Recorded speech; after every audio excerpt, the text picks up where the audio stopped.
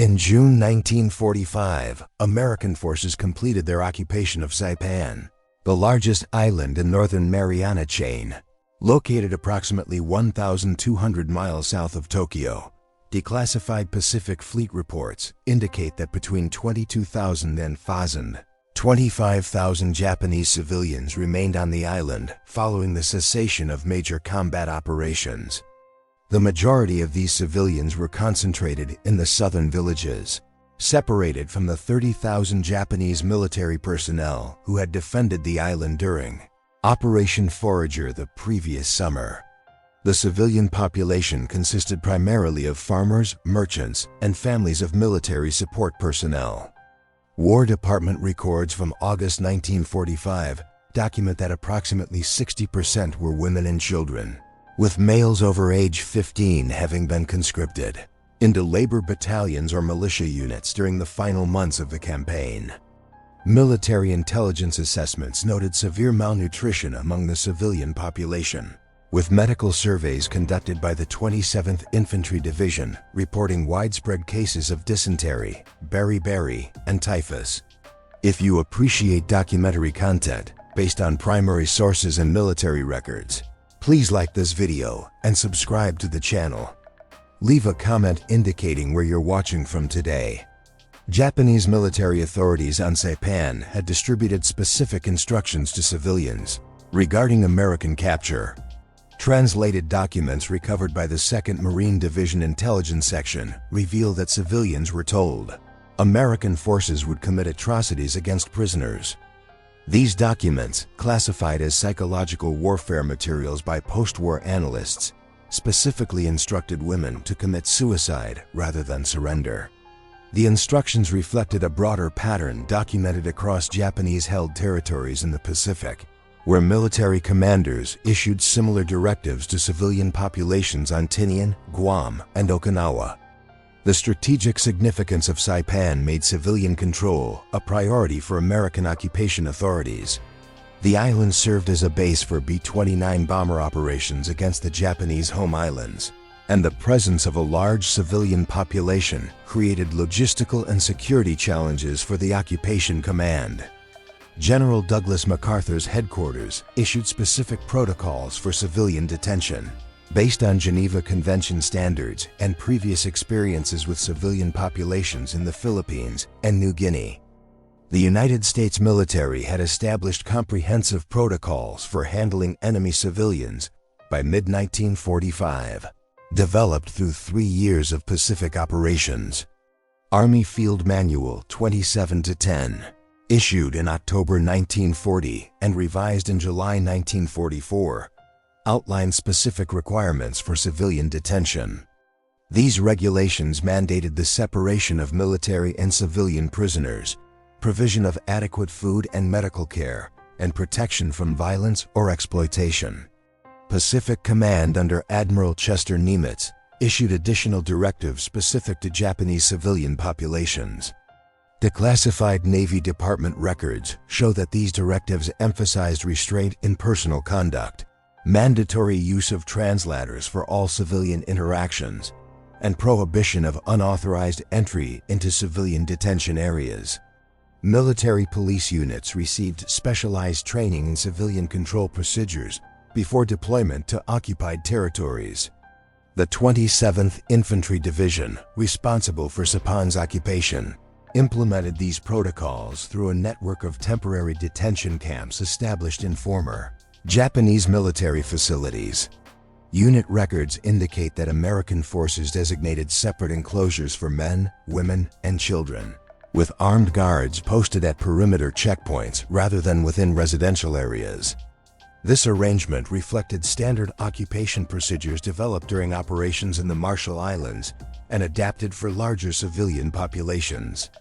Medical support for detained civilians fell under the jurisdiction of the Army Medical Corps and Navy hospital units stationed on Saipan.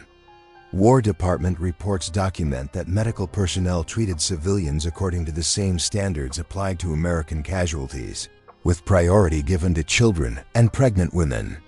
The Red Cross coordinated with military authorities to provide supplementary medical supplies and Establish patient tracking systems. When American patrols entered Japanese civilian areas in early July 1945, they encountered populations prepared for the worst outcomes. Military after-action reports from Marine Corps units describe finding civilians hiding in caves, damaged buildings, and jungle shelters. Many had been without adequate food for weeks, surviving on stored rice and foraged vegetation. The standard procedure for securing civilian populations involved the use of loudspeaker teams and Japanese-speaking interpreters. The 2nd Marine Division employed Nisei soldiers, second-generation Japanese Americans who served in military intelligence service units, to communicate surrender terms. These interpreters broadcast messages assuring civilians they would not be harmed and instructing them to gather in designated assembly areas. Contemporary accounts from Marine Corps personnel indicate that many civilians initially refused to surrender, believing American assurances were deception. Unit diaries record that it often required multiple days of repeated broadcasts and demonstrations of non-hostile intent before civilians emerged from hiding. Some families remained concealed until starvation forced them to seek American assistance. The physical condition of surrendering civilians shocked American servicemen, according to letters and memoirs published in post-war years. Medical evaluations conducted at collection points revealed severe malnutrition, with average weight losses of 30 to 40 pounds among adult women. Children showed signs of acute vitamin deficiencies, and many elderly civilians required immediate hospitalization. American occupation authorities established a network of civilian detention camps across Saipan in late July and early August. 1945. The largest facility, designated Camp Susup, housed approximately 15,000 civilians by mid-August. Military records indicate the camp occupied a 1,200-acre site near the western coast, with separate compounds for different demographic groups. Construction of detention facilities followed standardized military engineering procedures. The 804th Engineer Aviation Battalion provided construction support, erecting wooden barracks, latrine facilities, and water distribution systems. Each family unit received a designated living space of approximately 48 square feet, with communal cooking areas shared among multiple families. These conditions, while austere, met the minimum standards specified in Field Manual 27-10 for temporary detention. Camp administration fell to military government units, specialized Army personnel trained in occupation governance. The military government section assigned to Saipan consisted of approximately 40 officers and 120 enlisted men, supported by civilian affairs specialists from the Navy. These units maintained detailed records of all detained civilians, including biographical data, family relationships, and health status.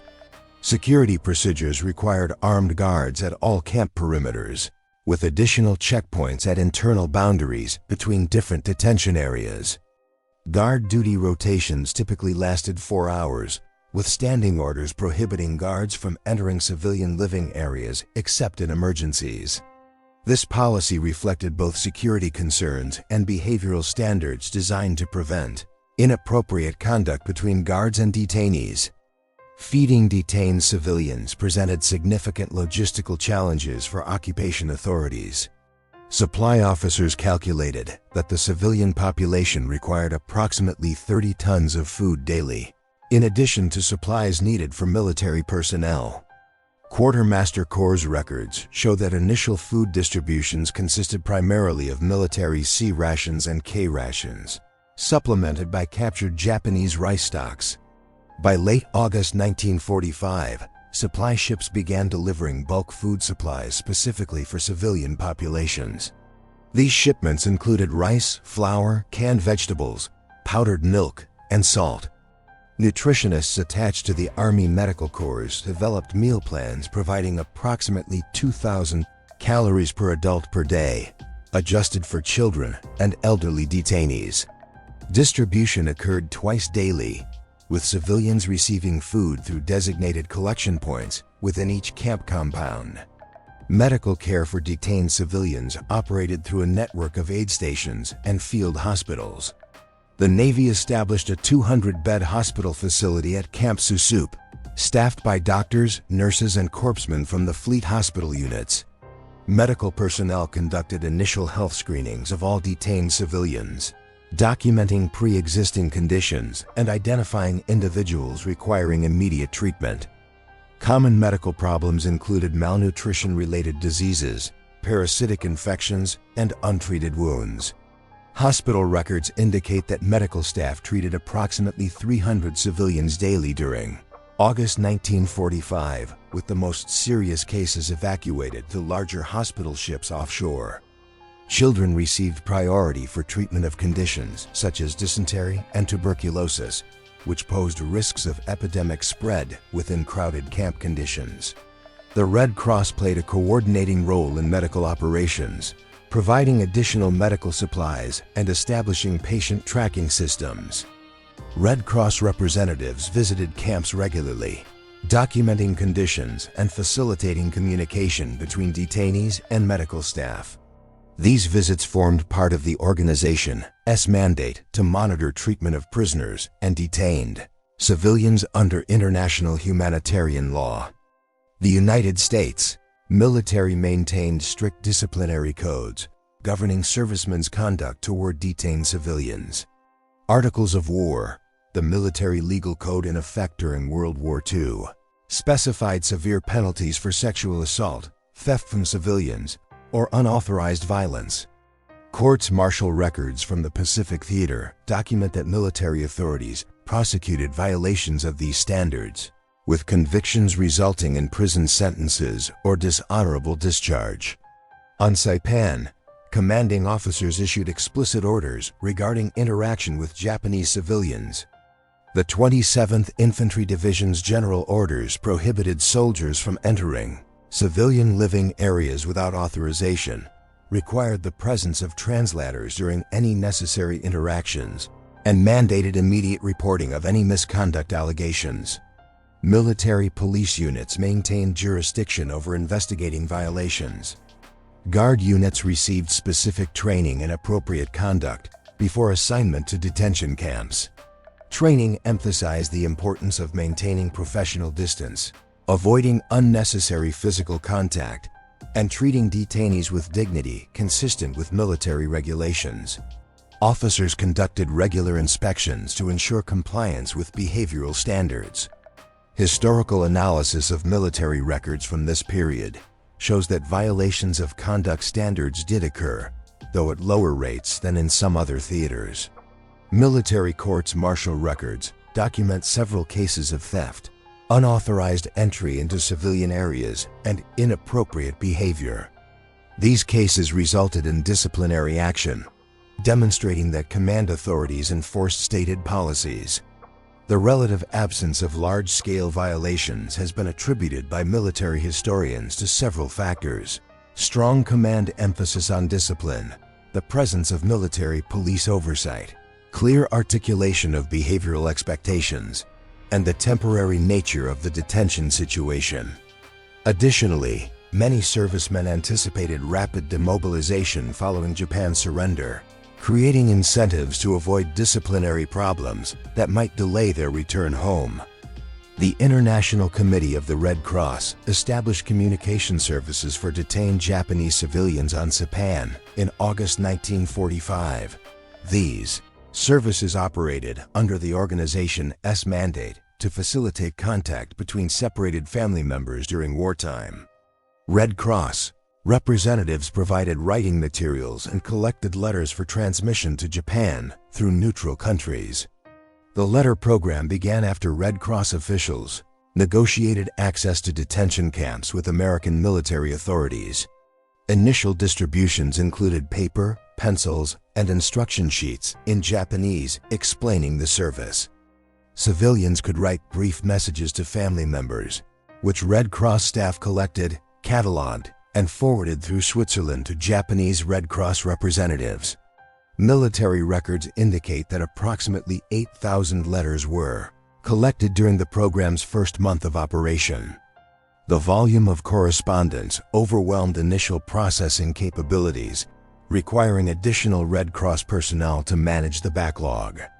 Each letter required documentation of sender and recipient information, translation of addresses, and verification that content did not include military information.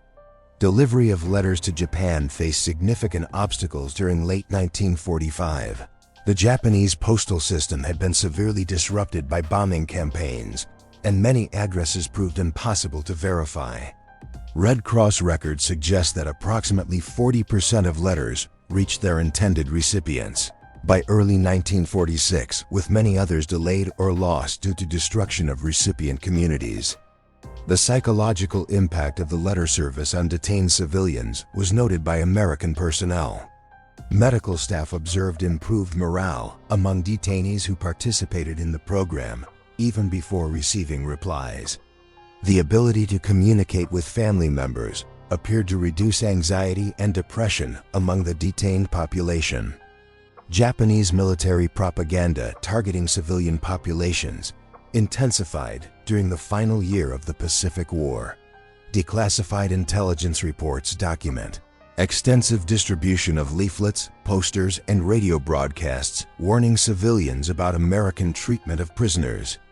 These materials formed part of broader psychological warfare campaigns designed to discourage surrender and maintain civilian morale. Content analysis of captured propaganda materials reveals specific themes repeated across multiple media. Documents consistently portrayed American forces as barbaric, claiming they routinely committed atrocities against prisoners. Particular emphasis was placed on sexual violence, with graphic descriptions designed to terrify civilian populations, especially women. Military intelligence assessments concluded that these propaganda campaigns achieved significant psychological effects. Interrogations of Japanese civilians conducted after surrender revealed widespread belief in propaganda claims. Many detainees expressed surprise at actual treatment conditions, having expected immediate execution or assault upon capture. The origins of this propaganda have been traced by historians to several sources. Some content derived from exaggerated or fabricated reports of alleged incidents during earlier Pacific campaigns. Other material represented deliberate fabrication by Japanese military authorities, seeking to prevent surrender and maintain fighting spirit among military and civilian populations. Comparative analysis with propaganda in other theaters shows similar patterns.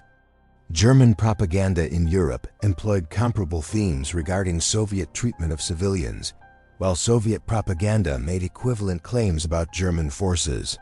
The use of sexual violence themes appears to have been a common element across multiple nations. Psychological warfare efforts during World War II. Daily life in Saipan civilian detention camps followed structured routines established by military government authorities. Detainees woke at dawn, assembled for morning food distribution, and then engaged in various activities throughout the day. Camp regulations required attendance at twice-daily roll calls, where personnel verified all detainees remained present. Work programs employed some detainees in camp maintenance activities. These programs operated on a voluntary basis, with participants receiving additional food rations. Tasks included cleaning latrines, distributing supplies, and assisting with cooking operations. Military government records indicate that approximately 30% of able-bodied adults participated in work programs by September 1945. Children attended informal educational programs organized by Japanese teachers among the detained population. American authorities permitted these activities, viewing education as beneficial for maintaining order and morale. Classes focused on basic literacy and mathematics, conducted in outdoor areas or unused barracks buildings. Religious observances occurred with American approval. Buddhist and Shinto practitioners received permission to conduct ceremonies, while the small Christian minority held prayer services. Military government policy permitted religious freedom within camps, consistent with American constitutional principles and occupation policy objectives. Entertainment consisted primarily of traditional Japanese activities. Detainees organized singing, storytelling, and simple games using improvised materials. American authorities occasionally provided Japanese language reading materials confiscated from military facilities after censorship review to remove propaganda content. Planning for civilian repatriation began shortly after Japan's formal surrender on September 2, 1945. The Supreme Commander for the Allied powers issued directives establishing procedures for returning Japanese civilians to the home islands. These directives specified priorities for repatriation, with sick, elderly, and families with young children receiving precedence. Transportation for repatriation utilized a combination of American and Japanese vessels. The Navy allocated several transport ships for civilian movement, while Japanese vessels operated under Allied supervision to augment capacity. Each ship required medical personnel, interpreters, and military escorts to ensure orderly movement. Processing for repatriation involved extensive documentation. Military government personnel compiled lists of all civilians approved for return, recording names, ages, home addresses, and family relationships. The Red Cross maintained parallel records to track individuals and facilitate family reunification in Japan. Departure procedures required medical clearance to prevent disease transmission. All repatriates underwent final health examinations, with individuals showing signs of contagious diseases delayed until receiving treatment. This screening process sometimes separated family members temporarily when one member required medical attention. The first repatriation ships departed Saipan in mid-September 1945, carrying approximately 2,000 civilians. Subsequent voyages occurred throughout the fall and winter, with the final civilian repatriates leaving Saipan in December 1945. Navy records indicate that approximately 18,000 civilians were repatriated from Saipan by year's end, with the remainder consisting of individuals requiring extended medical care or those volunteering to remain as civilian employees. Conditions aboard repatriation ships varied depending on vessel type and capacity. Military transports provided basic accommodations, with families assigned to troop compartments fitted with temporary bunking. Food consisted of military rations supplemented with rice provided by Japanese authorities. The voyage to Japan typically required 3 to 5 days, depending on weather conditions and destination ports.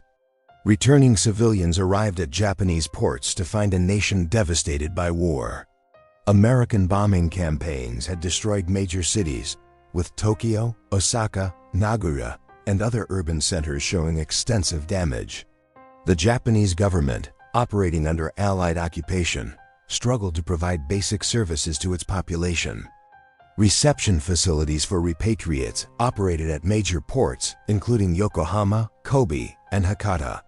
These facilities, established by Japanese authorities under American supervision, processed returning civilians and attempted to facilitate their return to home communities. Processing included health screening, registration, and provision of temporary shelter and food. The housing situation in Japan presented severe challenges for returning civilians. Many found their former homes destroyed by bombing or fire. Others discovered that family members had died or disappeared during the war's final months. Japanese government records indicate that approximately 35% of repatriates from Pacific territories could not return to their original homes due to destruction. Economic conditions in post-war Japan created additional hardships. The nation's industrial capacity had been severely reduced. Unemployment was widespread, and food shortages affected most of the population. Repatriates often found themselves competing with the existing population for scarce resources and employment opportunities. The Japanese government established temporary assistance programs for repatriates, providing small cash payments and food rations. These programs operated under severe resource constraints, and many repatriates received minimal support. Private charitable organizations, including Buddhist temples and Christian churches, provided supplementary assistance when possible. Documentation of Japanese civilian experiences as American prisoners began during the immediate post-war period. American occupation authorities conducted interviews with returned civilians as part of broader studies, examining civilian conditions during the war. These interviews, preserved in National Archives records, provide detailed accounts of detention experiences. The Strategic Bombing Survey, a comprehensive study of the war's effects on Japan, included sections examining civilian morale and propaganda effects. Survey teams interviewed hundreds of repatriated civilians, including those detained on Saipan. These interviews documented the gap between propaganda claims and actual treatment, noting widespread surprise among civilians regarding American conduct. Japanese scholars and journalists also collected testimony from returnees during the late 1940s. These accounts appeared in newspapers, magazines, and academic publications, contributing to public understanding of the war's final chapter. Some testimony focused specifically on the contrast between propaganda warnings and actual experiences. Analysis of collected testimony reveals consistent themes across multiple accounts. The majority of witnesses reported adequate food provision, medical care availability, and absence of physical abuse. Many specifically noted surprise at American restraint, given the expectations created by Japanese military propaganda. Historians examining these testimonies in subsequent decades have debated their significance. Some scholars argue that the relatively humane treatment reflected American military professionalism and adherence to international law. Others suggest that pragmatic concerns about order and security motivated American conduct. The historical consensus acknowledges that while violations occurred, systematic abuse was not characteristic of American detention operations on Saipan. The legal framework governing treatment of detained civilians during World War II derived primarily from international humanitarian law, particularly the Geneva Conventions. The 1929 Geneva Convention, relative to the treatment of prisoners of war, established standards for military captives, while customary international law provided guidelines for civilian detention. The United States ratified the 1929 Convention and incorporated its provisions into military law through Army regulations. These regulations extended protections beyond prisoners of war to include detained civilians, reflecting American interpretations of humanitarian law obligations. The Judge Advocate General's Office provided legal guidance to field commanders regarding proper treatment standards. Japan had also ratified the 1929 Convention but declared in 1942 that it would not fully comply with its provisions while pledging to treat prisoners humanely. This declaration complicated the legal situation as it raised questions about reciprocal obligations. However, American military policy maintained that U.S. forces would adhere to convention standards regardless of enemy conduct. Application of these legal standards in the Pacific theater faced practical challenges. The cultural differences between American and Japanese populations, language barriers, and the intensity of combat created obstacles to implementing standard procedures. Despite these difficulties, American military legal officers worked to ensure compliance with international law requirements. Post-war legal analysis concluded that American detention operations generally conformed to Geneva Convention standards.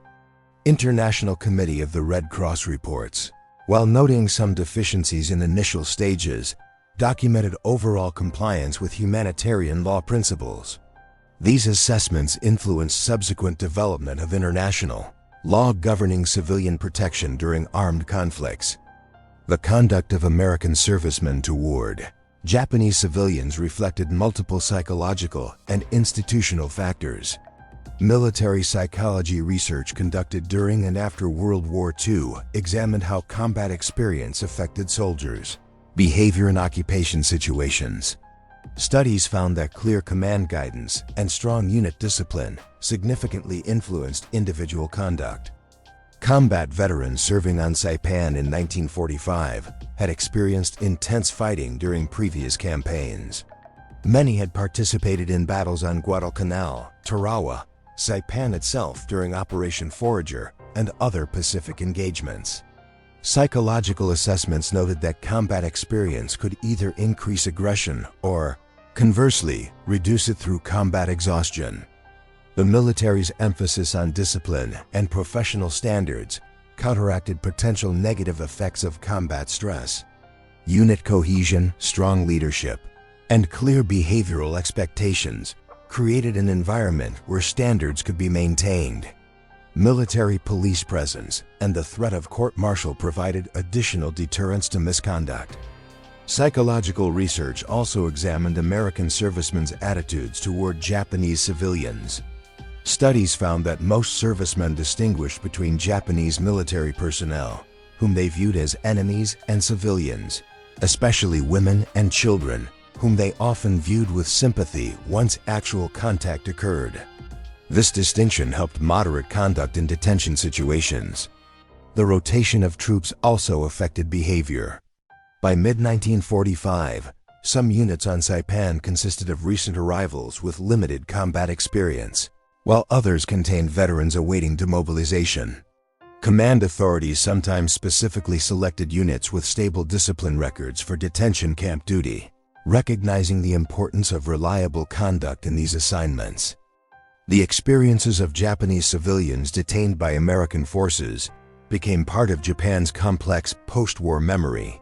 Initial public discussions of these experiences occurred cautiously, as Japanese society processed the trauma of defeat and occupation. Government censorship during the early occupation period limited some forms of public discourse about the war's final stages. As restrictions eased in the late 1940s and early 1950s, more detailed accounts appeared in Japanese media. Newspapers and magazines published interviews with returnees, often emphasizing the contrast between wartime propaganda and actual experiences. These accounts contributed to evolving Japanese understanding of American conduct during the occupation.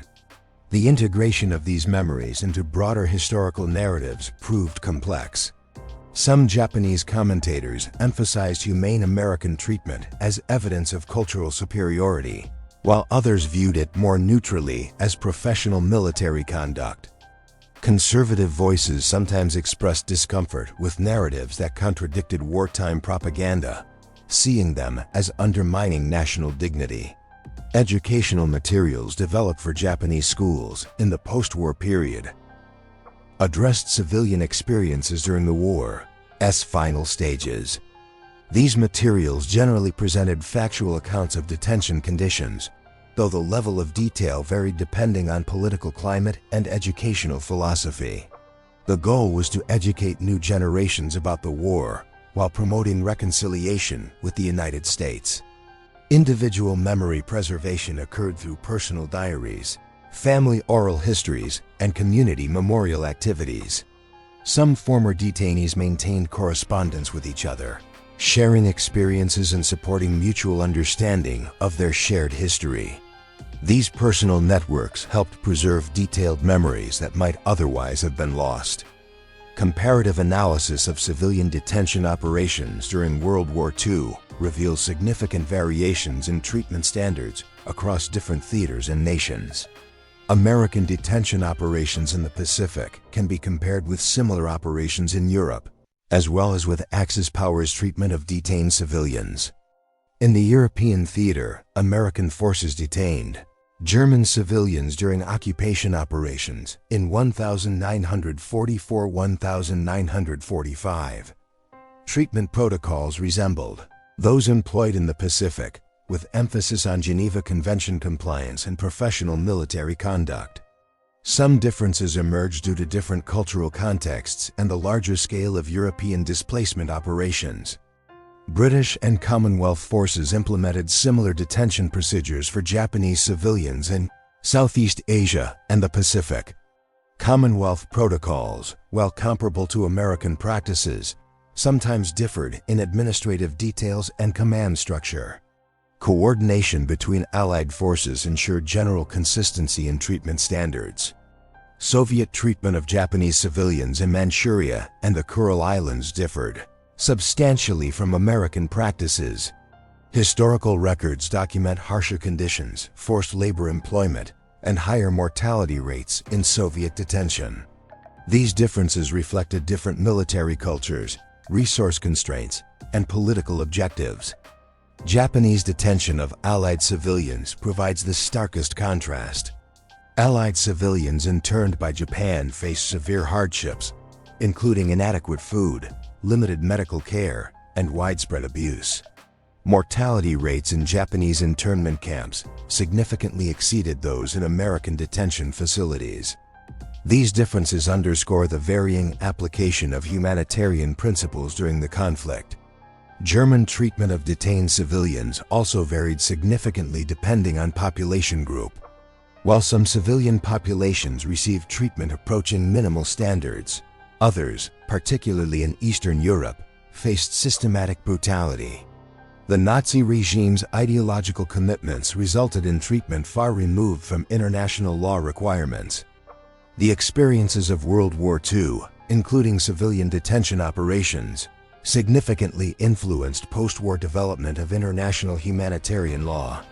The 1949 Geneva Conventions incorporated lessons learned from wartime experiences, establishing comprehensive protections for civilians during armed conflicts. The Fourth Geneva Convention, adopted in August 1949, specifically addressed protection of civilian populations. This convention established detailed requirements for treatment of detained civilians, drawing on both positive and negative examples from World War II. American detention practices in the Pacific informed some provisions, while Nazi atrocities demonstrated the need for strong protective standards. International legal scholars studying the convention's development note that American military lawyers participated actively in drafting processes. Their contributions reflected practical experience with civilian detention operations and commitment to humanitarian principles. The resulting legal framework balanced security requirements with protection of civilian rights. Implementation of the Fourth Geneva Convention established global standards that continue to govern civilian protection during armed conflicts. Subsequent conflicts demonstrated both the value of these standards and ongoing challenges to their enforcement. The Convention remains the primary legal framework for civilian protection in international law. The International Committee of the Red Cross expanded its civilian protection mission based on World War II experiences. The organization developed more comprehensive monitoring procedures, standardized communication services, and enhanced training programs for delegates working in conflict zones. These improvements aim to prevent repetition of wartime abuses while promoting humane treatment standards. The detention of Japanese civilians on Saipan represents a specific episode within the broader context of World War II's conclusion. Historical significance emerges from multiple dimensions: the contrast between propaganda and reality, the implementation of humanitarian law during intense conflict, and the human experiences of those caught in war's final stages. Academic historians examining this period emphasize the importance of primary source documentation.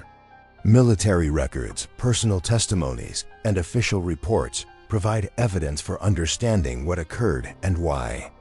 This documentary evidence allows historians to move beyond myth or propaganda to establish factual accounts. Memory preservation efforts continue through various institutional and individual initiatives. Archives maintain collections of documents, photographs, and oral histories related to Pacific War civilian experiences. Museums in both the United States and Japan include exhibits addressing these topics, educating contemporary audiences about historical realities. The relevance of these historical experiences extends to contemporary discussions about civilian protection during armed conflicts. Modern humanitarian law and military ethics draw lessons from World War II experiences, both positive and negative.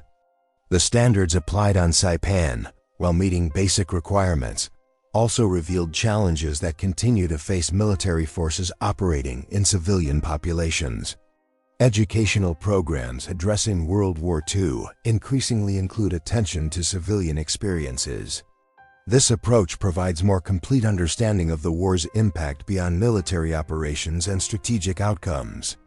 Students learning about the Pacific War benefit from understanding how policies affected ordinary people caught in extraordinary circumstances. The experiences documented in military records and personal testimonies remind us that humanitarian principles can be maintained even in difficult circumstances while also acknowledging that violations occurred. This balanced understanding serves both historical accuracy and contemporary policy discussions about the treatment of civilians during armed conflicts.